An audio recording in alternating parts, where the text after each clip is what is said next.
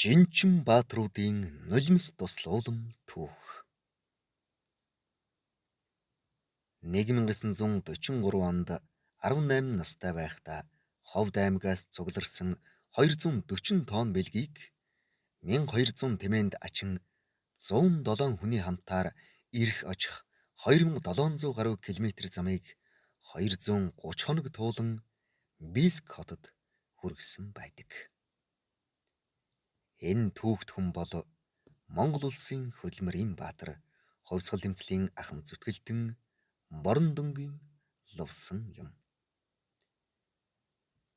Энэ түүхэн хүнтэй 2005 онд Ховд их сургуулийн багш доктор Гамболд уулзсан дурсамж тэмдэглэлийг бичиж түүхийн товчон сэтгүүлийн 2009 оны Томас 4-т хэвлүүлсэнийг бүрэн ихээр нь уншигч та бүхэнд хүргэж байна.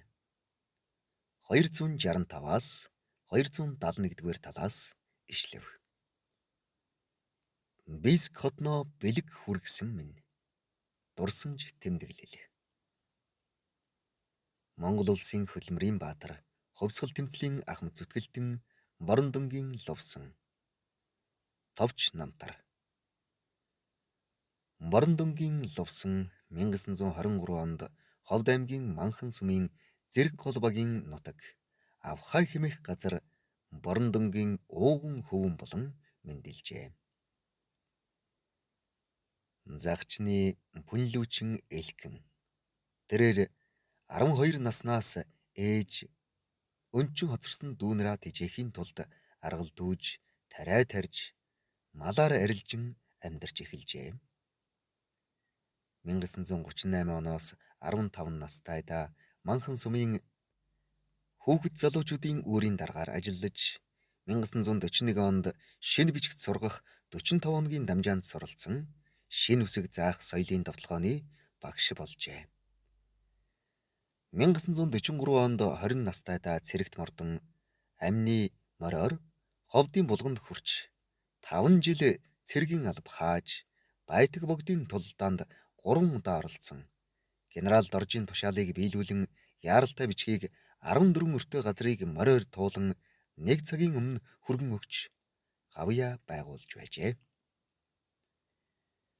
1944 оноос сумын багийн агентаар ажиллаж байгаад 1955-аас 1998 оны хооронд Манхан сумын Баясгалант амьдрал нэгдэл, Булган сумын Минжит булган хоршооллын даргаар тус ажиллаж байжээ.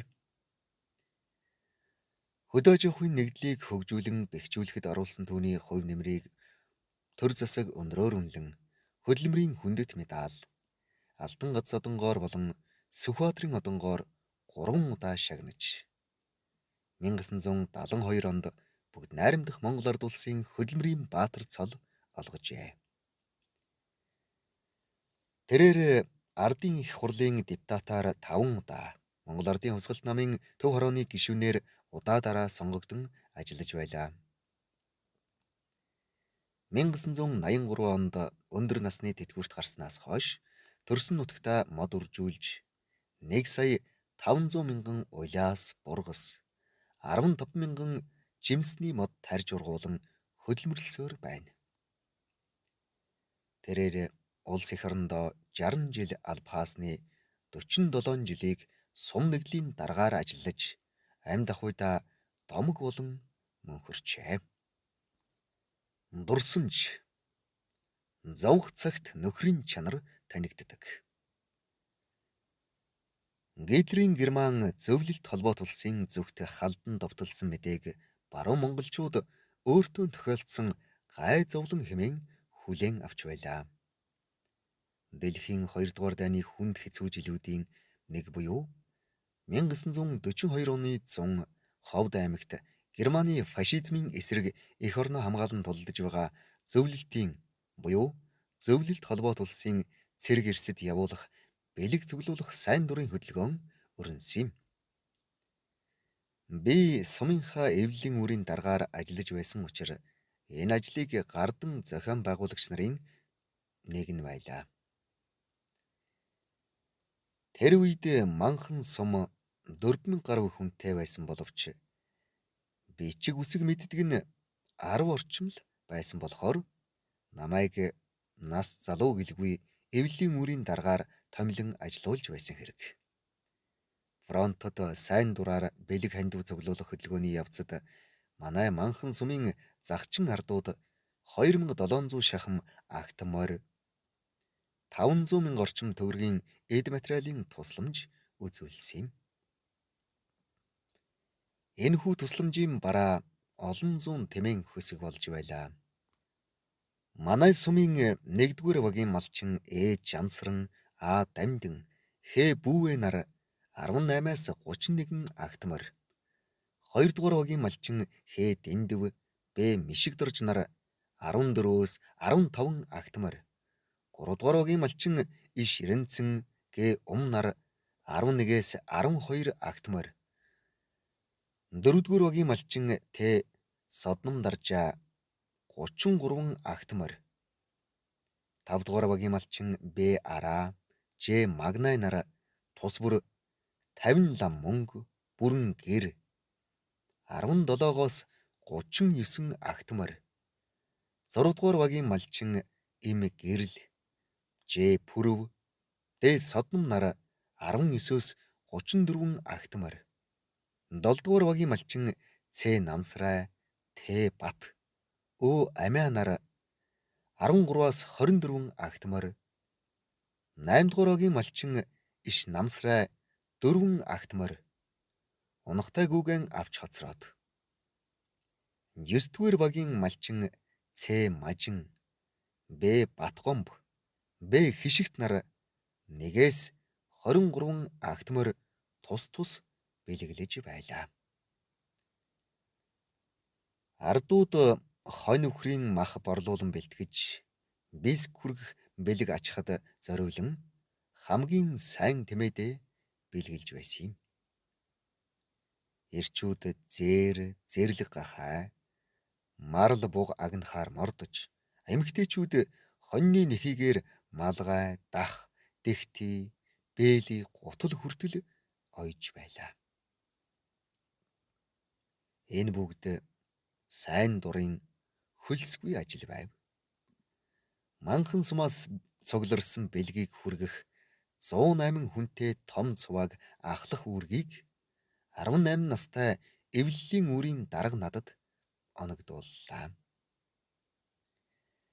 Энэхүү даалгаврыг аймгийн яамны төлөөлөгч Баттэлгэр, сумын удирдлага энэ Дорж, Чойжинжав, Балжаа нараас надад өгөхөд би баярлан хүлээж авч байсан юм.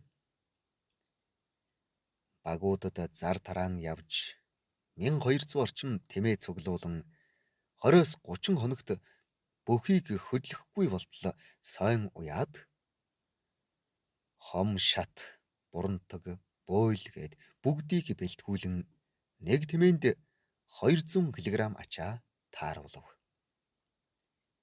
1942 оны 9-р сарын 17-нд алсын замд гарлаа. Жингийн цуваанд 107 хүн багтаж 170 хоног хэрэглэх мах борц, гурил цай, давс тос, гутал хувцас нэг бүрчлэн базаав. Манай жингийн багт тухайн үеийн алдартай сайн жинчин Ахмад настан энэ тэгш жаргал, Гончиг, Намжил, Идэр залуу Рагчаа, Намгар, Навган, Цэнд, Ирчулун, Шийнэн, Даваа, Намрал, Сархиа, Ангууч Гэлэг, Сингэ, Лаван, Ласран, Иш Тая, Лувсан, Цэрэндорж, Лангуу нарын хүмүүсээс хамгийн бага нь 16-аас 18 настай Луузан, Ламсүрэн, Базар бид нар байлаа. Намайг зөвлөлтийн улаан айрамд бэлэг хүрэх жингийн цувааны ахлагчаар томилсон гол учир нь албан хаагч байсанд байгаа юм. Би сумын эвлэлийн үүрийн даргын зэрэгцээ пионерын удирдагч, артелийн шалган байцаах комиссийн дарга, фронтод туслах комиссийн нарийн бичгийн дарга, мал нослох аргыг заах эвлэлийн гишүүдийн ахлагч зэрэг их л олон ажилтай том амьтан давхиж явсан юм. Жинждээс одоо амьд сэрүүн байгаа нь 84 настай Д Лаасвран, 76 настай Ж Луузан, тэгээд миний бие л байна да.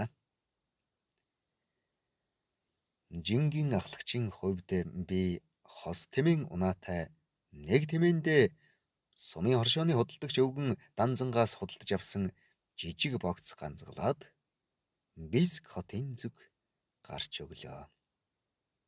Бүх тэмээндээ бүгдд нь улаан айрамд хүргэх бэлгийн зүйлсийг ачсан юм. Намар тэмээд тарга хүч сайн авсан учраас удаан явж байлаа.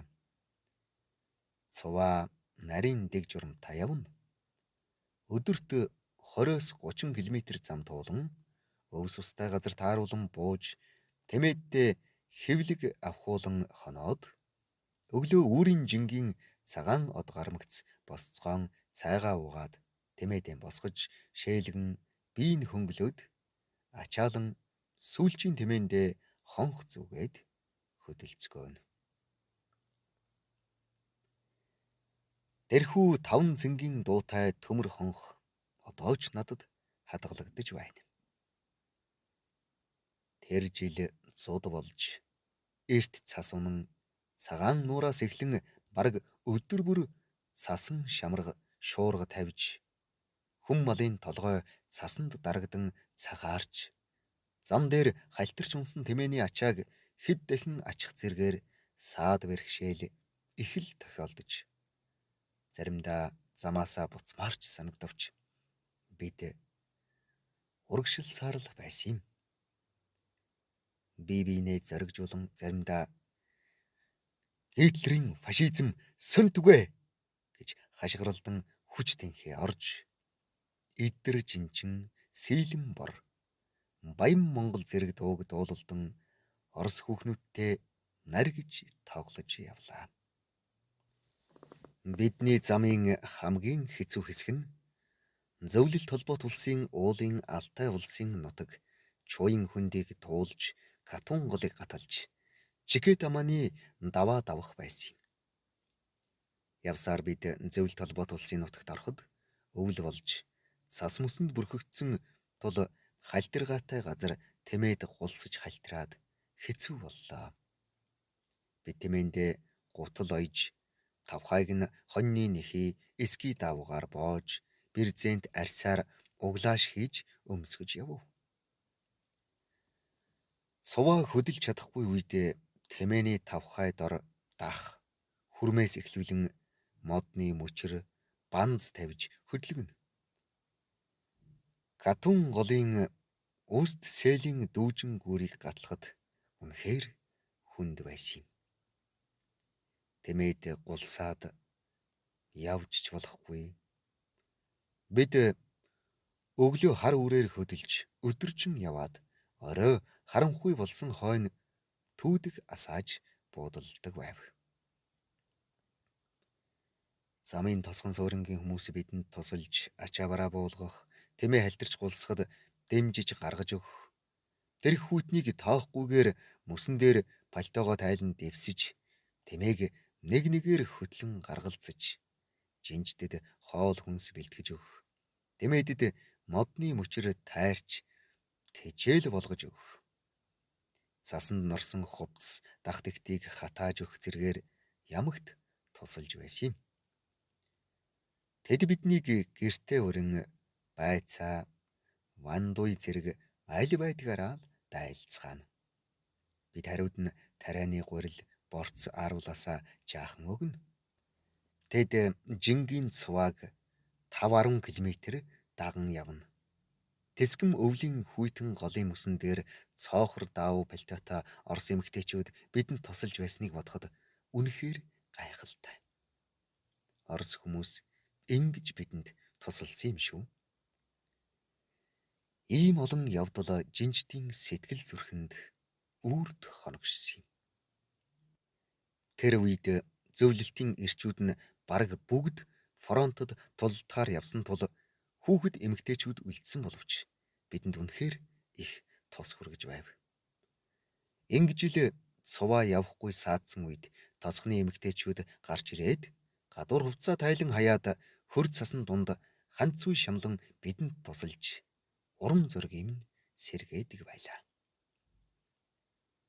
Хоног таарсан тосготод оройд заавал бидэнд зориулан бүжиг таанц зохион байгуулж бүжиглэж хуурдна. Бас ганц нэг шил арх дарс гаргаж зочлно. Жинчид бидний замд хөшөө мод, алуушаа, онгуудаа, шавлин, маамай, наан, биск хотуудад амрах тусгай байр бэлтгэн бүжиг таанц, дуу хуурд урихад жинчид зузаан нэхидээлээ эргүүлж нөмөрсөн дахтайгаан ороход эмэгтэйчүүд баавга ирлээ хэмээн алга нижигнүүлэн угтаж ядарч зүдэрснийг маань арилгаж сэргээж өгдөг байлаа.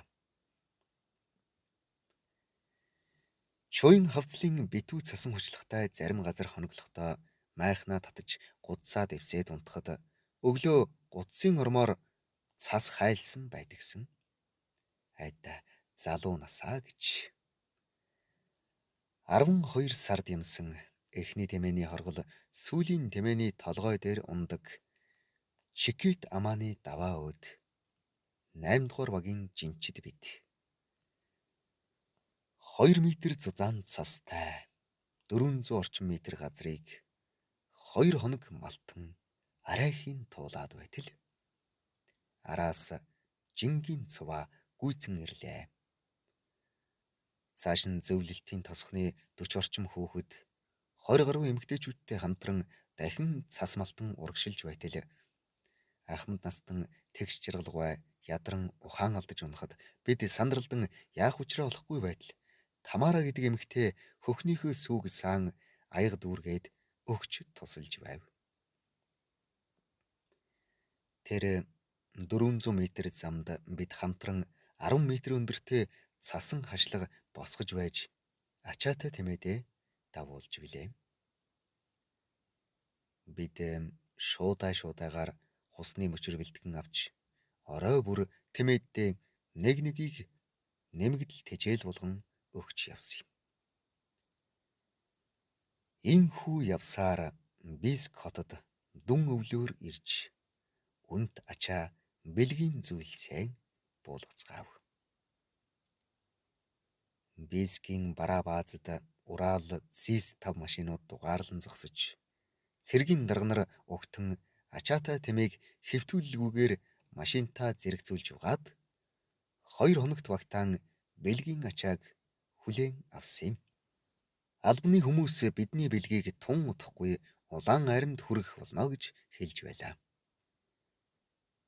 Жинчид хүн тэмээг 3 хоног амраагаад буцах боллоо. Би ч яхав жингийн даамал хүн томоотой. Миний нас чацуу луузан лам сүрэн нар олон танилтай болсныг би мэднэ. Гэхдээ тэр хугацаанд залуу миний бие Валя гэдэг бүсгүйтэй танилцлаа. Бид хэл нэвтрэлцэхгүй ч ойлголцчихл явлаа. Дараа нь инх цагт нэг биш удаа Бискээр дайран явхдаа тэдэнтэйгээ таарсангүй. Оросууд овг хэргэлдгийг мэдэхгүйгээс дахин уулзаж чадаагүй юм да. Биднийг буцахад хэдийгээр дайны хүнд үе байсан боловч Оросууд манай цуваанд улаан будаа, гурил, элсэн чихэр, йотон, цай, дайланб ачуулан буцаав. Фронтод бэлэг хүргэх хүнд хэцүү аяллаа үеэр миний мэдж авсан бас нэгэн зүйл бол Монгол мал. Тэр дундаа тэмээний тэсвэр төвчээр хүч чадал байсан юм. Тэрхүү алдарт хэцүү Чикет Амааны давааг давхад зарим тэмээндээ 2-5 тэмээний ачаа ачин зүтгүүлж байсан юм. Тэмээнээсээ хэд дахин том ачаа дайвилсан хөнч сүртэй аймаар харагддагсан. Нэг чачаа орхих эрх бидэнд байгаагүй.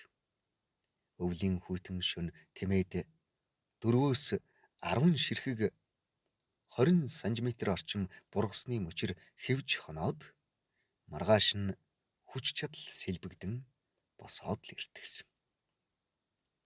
Хэвлэг алдсан тэмээнд 8-10, өлдөөгүй тэмээнд 4 ширхэг бэлтгэсэн бургасал өгнө. Замд бэртэж гэмтсэн эсвэл эцэж тойлдсон тэмээгийн орхиод явах үнэхээр хэцүү. Орхиод явхад тэмээ нулимс асгаруулан буйлна. Жинчид цорхиртол уйлалдан эргэж харцгаана. Орхисон тэмээний ачааг хамгийн сайн тэмээндээ нэмэн ачна. Хамгийн чадaltaй сайн тэмээд гэвэл манай сумын ядам сүрэнгийн бор, пунцхийн хөх, лувсангийн бицулаан, баатрийн цайвар, цогочрын хөх, балсангийн шар, гончгийн улаан, нойрвын далиу хүрэн, содномын мэлтгэр хүрэн, жамбын айс хүрэн, батын шар атнууд байлаа. Ялангуяа ямар ч холжинд явсан улдна гэж мэдэхгүй. Бүхэн ширээ ирдэг зэрэг голбогийн жамбын айс хүрэн атыг мэдэхгүй Орос Монгол хүн чуйн замд байгаагүй юм. Намар жинчид жамбаас хүрэн атыг гуйж авч явна. Тэд жамбын хүрэн ат уулын өндөрт түшиг болно. Эзгүй газар эр хүнд сүр болно. Айс хүрэнтэй явхад муу хүн чон хоёрч халдаж чадахгүй. Айс хүрэнг авч явахгүй бол ачаа бараага бүрэн хүргэж чадахгүй гэж ярилцдагсан. Мэлтгэр нүдтэй айс хүрэн гэдэг энэ цуутай атнаас 20 кг ноос гардаг байлаа. Дэдгээр атнууд бүхий л замын туршид 300-аас 500 кг ачаад хийж байв. Бид Найна гэдэг тосхны ойролцоо нэгэн айлд жамбын өөр нэгэн шар атны тавхайн салбраад явж чадахгүй болсон тул захиж орхиод явлаа. Биднийг бараг 2 сарын дараа буцаж ирэхэд хөөрхий тэмээ яг л орхисон газарт хүлээж байснаар барахгүй. Жингийн анир авсан уу яасан урдаас маань 5 км газар тосон догонцсон очиж бүх тэмээд жинчдийг үнэрлэн нулимс бөмбөрүүлэхт жинчид бүгдээр өрөвдөн амраг хань ахан дүүстэйгээ уулзсан мэт болж тэмээг минь харж байсан Орос нөхөртөө бэлэг өгч билээ. Монгол хүн, Монгол мал хоёр хаач явсан элэг нэгтэй байдгийг бид тэр үед ингэж мэдсэн юм. Биднийг нутагтаа буцан иртэл тэр тэмээ жингийн гол дундаас ганц ч удаа гараагүй. Зам зуур бүх тэмээд зөвхөн нутгийнхаа зөвхтөл бүгдээрээ харан хэвдсэн байдгсэн. 1943 оны 5 дугаар сарын 5-нд бид Манхан сумдаа буцаж ирсэн юм. Ингэж бид эрх очихын 2700 гаруй км замыг тэмээн жингээр 230 орчим хоногт туулан даалгавраа амжилттай биелүүлж Оросын ард түмэнд фронтод хүргэх бэлгийн цуваа ажлаа дуусгасан юм. Урт замд бид гутал хувцсаа тайлалгүй, гар нүрээ жугаалгүй явсан юм.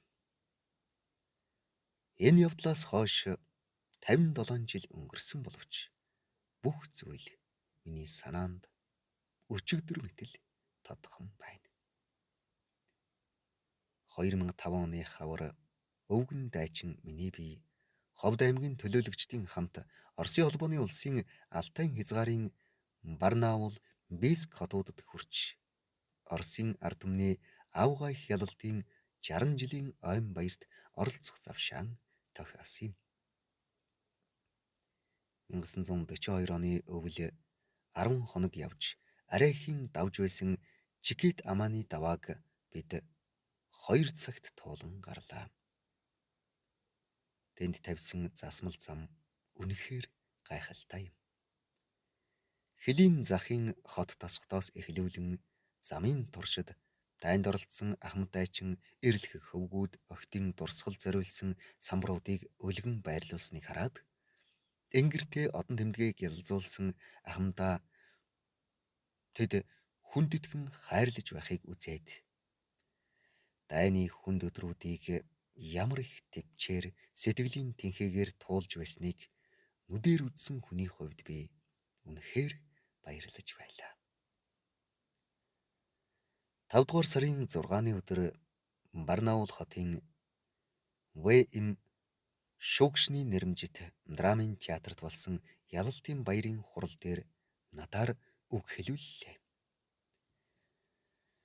Фронтод бэлэг хүргэж ирсэн Монголын сувааны ахлагч бэ ловсон гэж зарлаж байна. Миний хэлсэн үгийг орос хэлний багш Дэ Нима гэдэг бүсгүй орчууллаа. Хуралд оролцогсод баярлж хөөрөөд алга ташин хашгиралдаад бэрх юм аа. Хэлсэн үг маань тэдэнд таалагдсан бололтой. Хурал дээр бид Бийск хүрсэн Жингийн цувааныхаа гэрэл зургийг дурсгал болгон өгсөн юм. Хурлын дараа 1000 хүн оролцсон хүлээн авалт болж хамгийн том дарга нь манай ширээн дээрээд баяр хүргэж надтай зураг авахулж байна. Дараа нь 5 дугаар сарын 8-нд бид Бийск хотод ирж Ялалтын баярт оролцохдоо их л хүндэтгэл хүлээж Тамара, Валя нараа асуусан боловч таних хүн таарсангүй.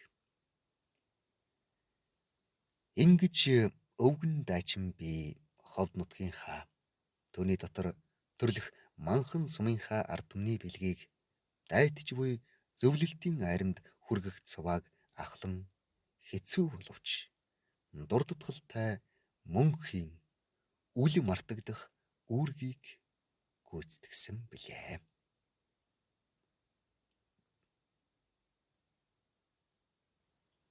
Тэсвэр төвчээрийн туйл болсон Монгол тэмээд болон зориг хатуужлын дээд болсон жинчин баатруудын маань яруу алдар үеийн үед бадарт тугай.